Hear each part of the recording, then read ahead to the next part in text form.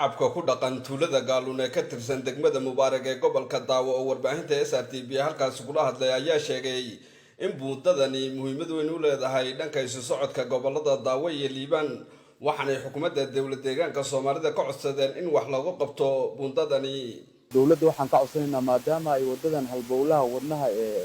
gobolka Daawo ay tahay adeegga bulshada gargaarka degdega caawimaadda meesha kaliya ee aan ku nooleen ay wax noo soo marayeen maadaama ay tahay ummaduna hadda ay kala go'an tahay adeegga bulshada caafimaadkii daawadii wax walba dadka meesha loo soo mariyay la yahay buundadan hadda halisteeda aad idinka ku aragteen waxaan dawladda ka codsanaynaa in si degdeg ah maadaama ay arrinkan gobolkii degmaba hadii uu ka weyn yahay macnaha fatahaada wadigu geystay iyo buundadii hadda afarteeda gees ay banaanka taalo aan gaari mari karin oo hadda hadii caaw roobda oo buundada ay naga qaadayso dawladda sharafta leh waxaan ka codsanaynaa heer deegaan in laga soo gaaro si degdeg ah naloo dayactiro buundadana tii dhagax dhigeedii la sameeyana naloo saaro kana naloo dayactiro ayaan dawladda ka codsanaynaa. saaki waxaan soo booqday waqti xeer gobola ama xeer degma oo kala socda arrimaha buundada. buundadani waxay ku saabsan tahay halkii dhuuntaha ee xiriirisa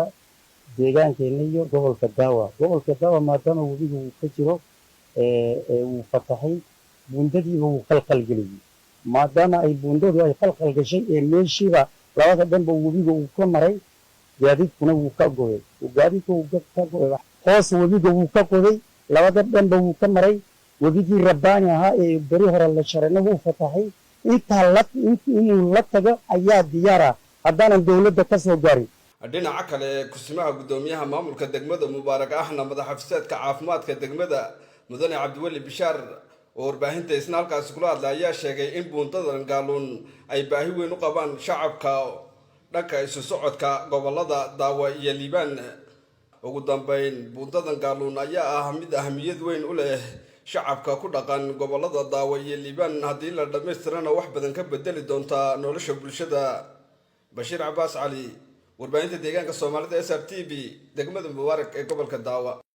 agaasinka waaxda adeeg bixinta gaadiidka dadweynaha ee xafiiska ganacsiga gaadiidka dawladda deegaanka Soomaalida ayaa ugu baaqay gaadiidleyda dadweynaha ee